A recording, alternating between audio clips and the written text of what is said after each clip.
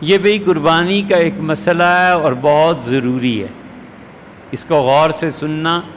اگر اس میں غلطی ہو جائے تو پھر ہمارے ذمے کچھ نہیں۔ افتخار صاحب نے پوچھا ہے کہ 6 افراد مل کے ایک بڑے جانور میں شریک ہو سکتے ہیں کہ سب کا ایک ایک حصہ ہو، اور 7ویں حصے میں انہی شرکاء میں سے 2 شرکاء کا آدھا آدھا حصہ ہو، یعنی 7ویں حصے میں کسر ہو گیا ہو، کسر لگ گئی ہو، سمجھے؟ 2 4 6 اور 7واں حصہ جو بنتا تھا، فرض کرو اس کی قیمت 1 لاکھ تھی، اب 6 نے کہا کہ ہم آپس میں تقسیم کر لیتے ہیں، تو ہم 16 ہزار جمع کر لیتے ہیں، 96,000 یہ پورا ہو جائے گا، کسر لگ گئی نا 7ویں حصے میں، کیا یہ جائز ہے؟ اور دوسرا سوال یہ پوچھا ہے کہ بڑے جانور میں 7 افراد سے زیادہ افراد شریک ہو سکتے ہیں کہ پہلے 6 افراد شریک ہوں اور ہر شریک کا پورا حصہ ہو، پھر 7ویں حصے میں 2 افراد باہر سے شریک ہو جائیں، اب 7 حصے ہو گئے۔ دونوں صورتوں کو تفصیل سے بیان کریں تاکہ کوئی شبہ باقی نہ رہے۔ دیکھیں بھئی، تفصیل اس کی یہ ہے کہ ایک بڑے جانور میں زیادہ سے زیادہ 7 افراد شریک ہو سکتے ہیں، 8 فرد شریک ہوں گے تو کسی کی قربانی نہیں ہوگی۔ زیادہ سے زیادہ 7 افراد شریک ہو سکتے ہیں، ہر ایک کا ایک ایک مکمل حصہ ہو تو 7 افراد بنیں گے، اور 7 سے جب زیادہ ہو گئے، 8 ہو گئے، 9 ہو گئے، کسی کی بھی قربانی نہیں ہوئی۔ ٹھیک ہے جی؟ اور 7 افراد میں کسی کا ایک حصہ بھی اگر ادھورا ہوا، مثلا اس نے کہا کہ میں آدھا حصہ لیتا ہوں، تو 7 کی بجائے 6.5 ہو گئے نا۔ ایک نے کہا کہ میں پون حصہ لیتا ہوں، تو 6.25 ہو گئے، 7 نہیں ہوا، ہیں 7 افراد، لیکن 6 کہتے ہیں ہمارا پورا حصہ ہے۔ 7ویں میں آدمی کہتا ہے آدھا حصہ لیتا ہوں، تو یہ 6.5 ہوا، 6.25 ہوا، 6.25 ہوا، کسی کی قربانی نہیں ہوئی، 7 حصے پورے ہوں گے، اور وہ 8واں اور 9واں وہ تو قربانی نہیں ہوتی۔ اگلا ہو گیا کلیئر؟ 7 افراد سے کم افراد اس طرح شریک ہوں کہ مجموعی طور پہ ہر ایک کا مکمل حصہ بنتا ہو، اور کچھ حصوں میں کسر واقع ہو جائے۔ مثلا 4 افراد مل کے ایک بڑا جانور خرید لیں، ہر شریک کا 4 کا مکمل حصہ ہو، 4 حصے ہو گئے، 3 بچ گئے۔ اب یہ کہتے ہیں 4 کہ یہ 3 حصے ہم ہی آپس میں کسر کے ساتھ تقسیم کر لیتے ہیں، پون حصہ یہ لے لے، پون یہ لے لے، یہ لے لے، یہ لے لے، 1.25 1.5 حصہ۔ کسی طرح بھی یہ 4 آدمی جنہوں نے جانور لیا ہے تو باقی 3 حصے آپس ہی میں تقسیم کر لیں تو یہ 3 حصوں میں کسر ہو جائے گا، لیکن 3 حصے وہ بھی جائز ہیں، 4 حصے وہ تو قربانی ہو ہی گئی نا۔ یہ جتنا کسر باقی کریں گے یہ سب کا سب وہ لوگ ہیں جن کے 4 حصے ہیں، اللہ کے ہاں انشاءاللہ یہ بھی قبول ہو جائے گا۔ یہ بڑا مشکل مسئلہ ہے، لوگ پھنس جاتے ہیں۔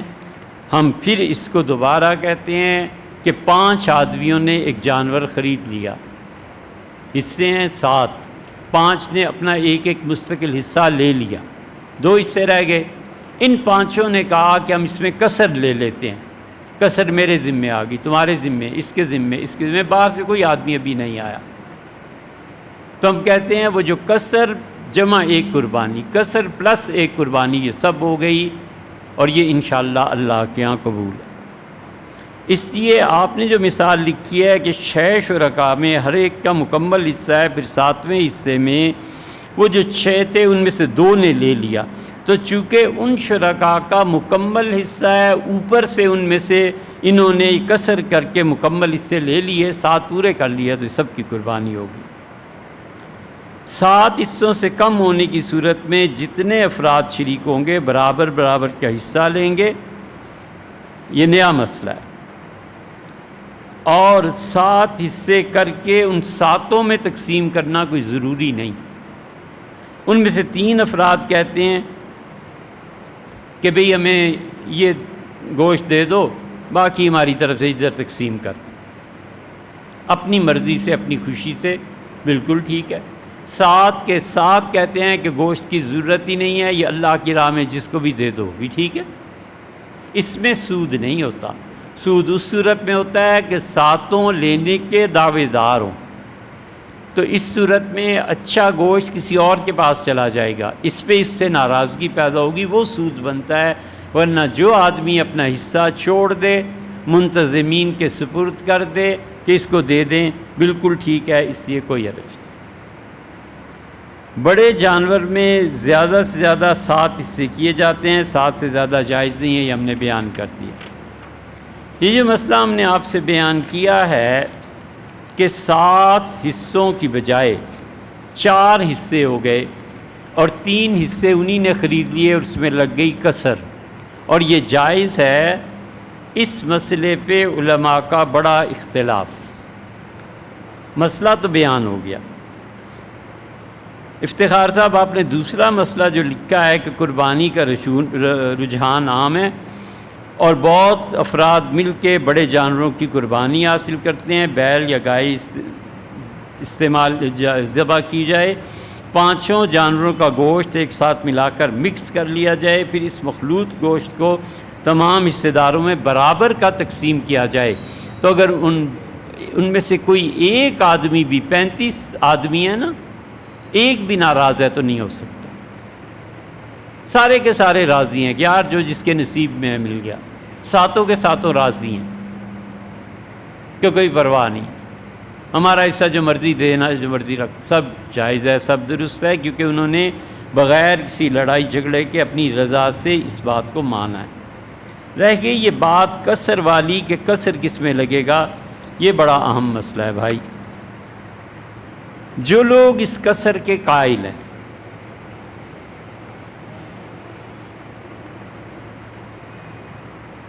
وہ یہ کہتے ہیں کہ ایک آدمی نے بکری گائے ذبح کی اور اس کا بچہ زندہ برآمد ہو گیا، اس کو بھی ذبح کیا جائے اور یہ اسی کا حق بنتا ہے جس نے اس گائے بکری کی قیمت ادا کی ہے، یہ اسی کی ملکیت۔ وہ کہتے ہیں یہ بھی تو کسر ہی لگی نا اسے، یہ جانور ابھی قربانی کے قابل تو نہیں ہے نا وہ بچہ، لیکن اسی کا گنا جاتا ہے۔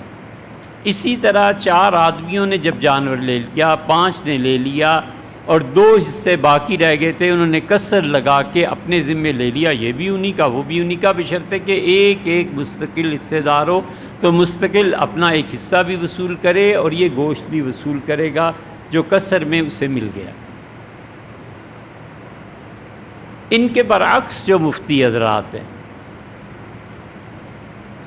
وہ کہتے ہیں کہ تم یہ بتاؤ کہ 7 حصے ہیں قربانی کے اور کسر جیسے تم جائز قرار دے رہے ہو، پھر تو تم یہ بھی جائز قرار دو گے کہ خالص قربانی کے جانور میں عقیقے کا کوئی ایک حصہ آ جائے تو وہ جائز ہوگا۔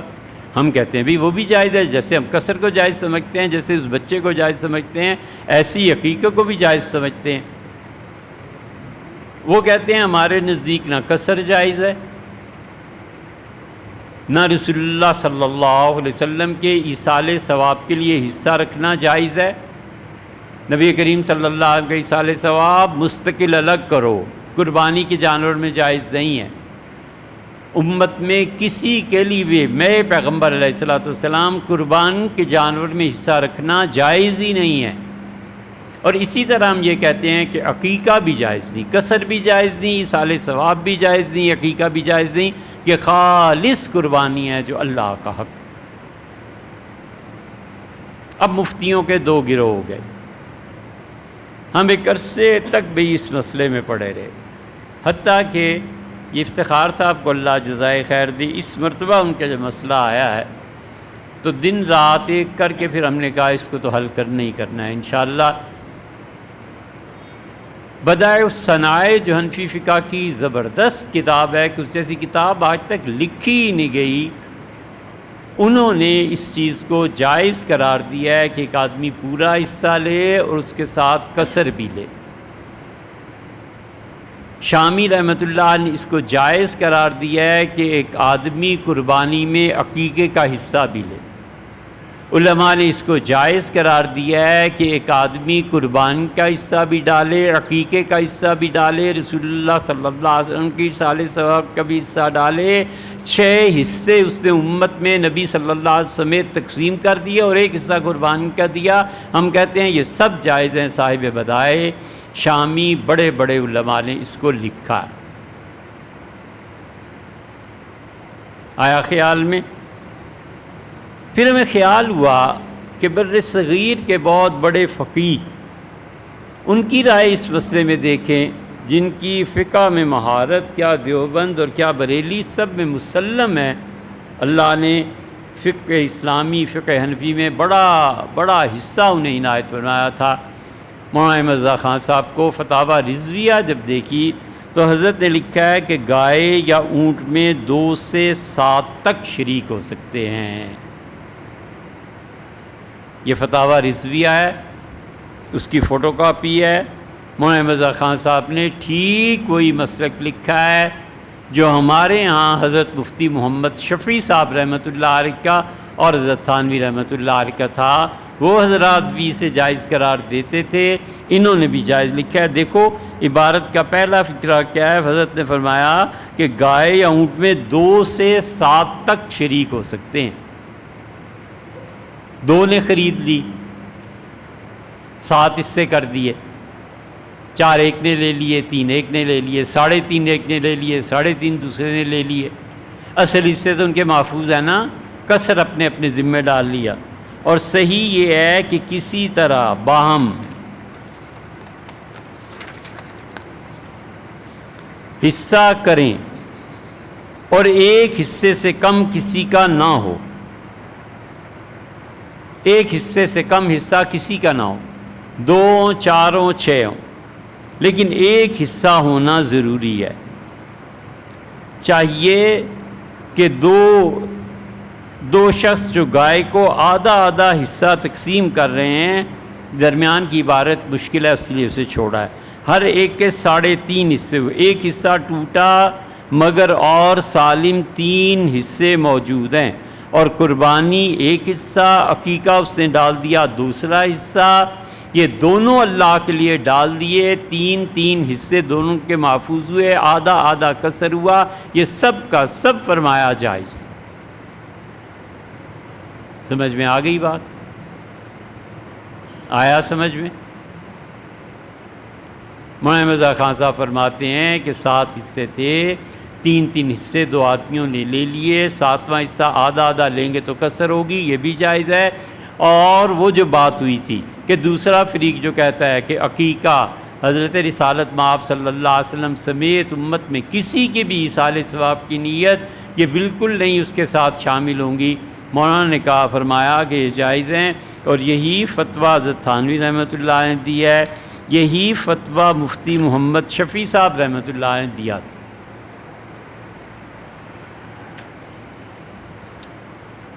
دارالعلوم کراچی میں اس فتوے پہ ہوئی بحث، مولانا چاٹگامی مفتی صاحب بڑے اچھے مفتی تھے، اور مفتی رشید احمد صاحب لدھیانوی، انہوں نے اسے جائز نہیں لکھا۔ وہ کہتے ہیں قربانی کا جانور خالص اللہ کے لیے، 7 حصے اللہ کے، نہ عقیقہ نہ ایصال ثواب۔ مفتی شفیع صاحب رحمۃ اللہ فتویٰ دے چکے تھے، حضرت تھانوی قدس سرہ فتویٰ دے چکے تھے، اور بھی فتاوی۔ اب یہ بحث جب ہوئی تو مفتی شفیع صاحب رحمۃ اللہ علیہ، اللہ تعالیٰ کا وصال ہوا انہیں، قدس اللہ سرہ العزیز، حضرت رحمۃ اللہ کا انتقال ہو گیا، اس فتوے پہ پھر بحث ہوئی۔ وہ ساری مباحث کو ہم نے پڑھا تو مفتی محمد تقی صاحب عثمانی جو حضرت احمد اللہ کے صاحبزادے ہیں، انہوں نے اپنے والد اور اپنے پیر و مرشد حضرت تھانوی رحمۃ اللہ علیہ کے فتوے پہ دستخط فرمائے، اور انہوں نے کہا کہ میرے اور اللہ کے درمیان یہی ظاہر ہوا ہے، دلائل سے مجھے یہی معلوم ہوا ہے کہ قربانی بھی جائز ہے، قصر بھی جائز ہے، اور اس کے ساتھ ساتھ ایصال ثواب بھی جائز ہے، عقیقہ بھی جائز ہے، یہ سب چیزیں جائز ہیں۔ مسئلے کو ہم نے تفصیل سے بیان کر دیا ہے، امید ہے کہ انشاءاللہ اس کے بعد کوئی کمی باقی نہیں رہی۔